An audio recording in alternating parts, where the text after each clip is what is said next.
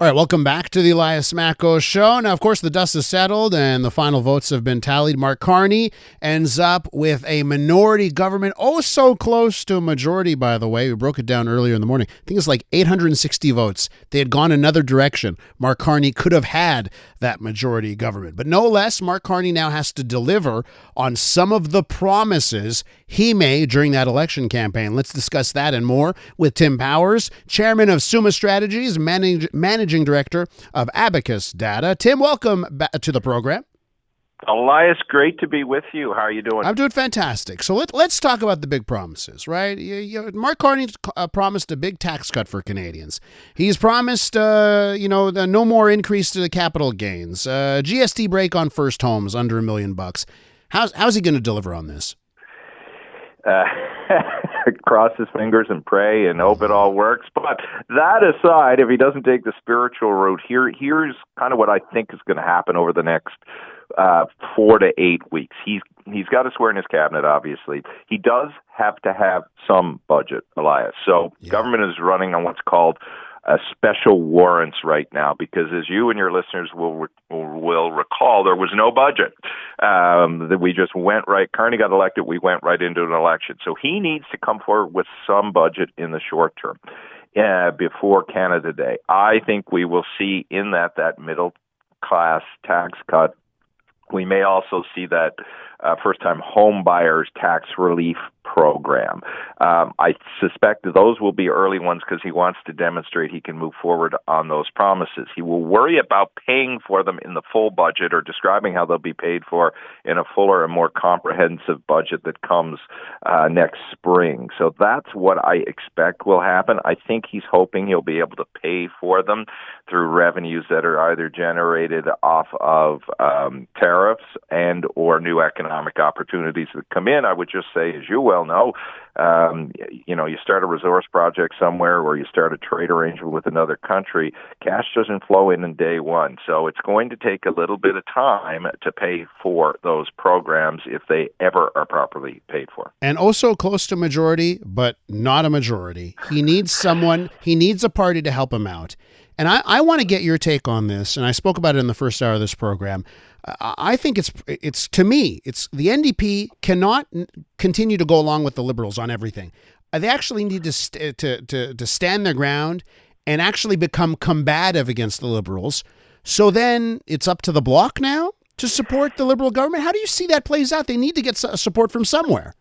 Yeah, all that is true, but I don't think the NDP will get to that place till they have a leader. What you have now are a bunch of fatigued politicians who aren't anxious to go back to beating the bejesus out of each other, as we would say in Newfoundland, and who want to focus on their internal struggles. So Carney kind of has a little bit of a perfect storm for a year. You've got Mr. Blanchet, who yesterday was making very conciliatory sounds. He can probably do that for a year. You have the NDP without a leader. And you have, and we're going to talk about this in a moment, the Conservatives who will go through some form of leadership process, whether it will be renewing Mr. Poilievre or garroting him as they've done with other leaders. So over the next year, I think Mark Carney has a runway to do some things that he won't have trouble finding support. But as we get to this time next year, spring of 2026, after the Olympics, could become slightly harder, but I suspect he's probably got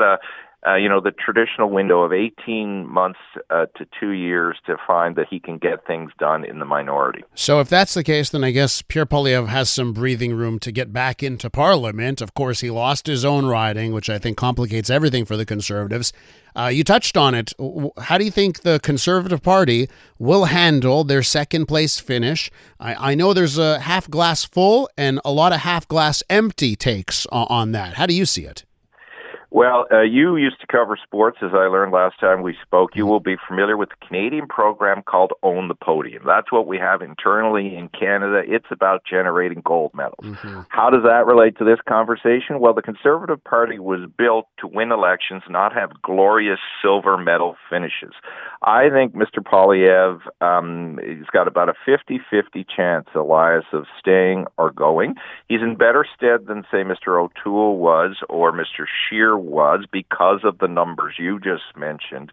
But not all is content in the land. I'm sure you covered that extensively on your show. How Mr. Poilievre behaves, what messages he sends, whether he can tap somebody on the shoulder and say, give me your seat over the next 3 to 6 months are going to determine his future. So it's great to get second place numbers, but not everybody remembers the silver medalist. It's the gold medalist they laud. Yeah, but Tim, how do you see that second place finish, right? What's unique about it is that he can rightfully claim, I got 42%. This party hasn't gotten 42% since 1988.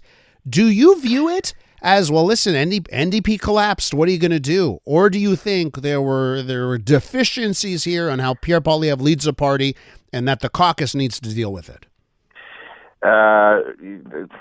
I think the caucus and the party are going to deal with it because it's just not a circumstance of Donald Trump being there.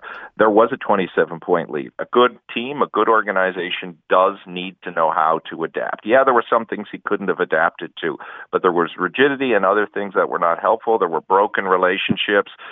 Look, the attack on Mr. Charest during the leadership, you can't push people out. Being in a team is about building a team.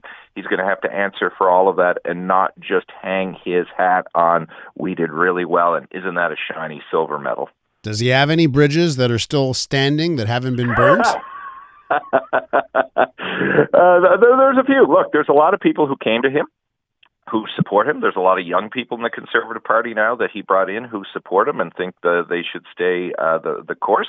So he's not without allies. He has more allies than Scheer and than Aaron O'Toole did, and they're strong allies.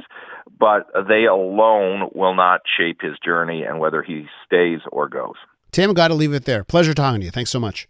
Thanks, Elias. Bye. Tim Powers, chairman of Summa Strategies, managing director of Abacus Data. And yeah, you do hear him fill in for Vassy Kapelos from time to time.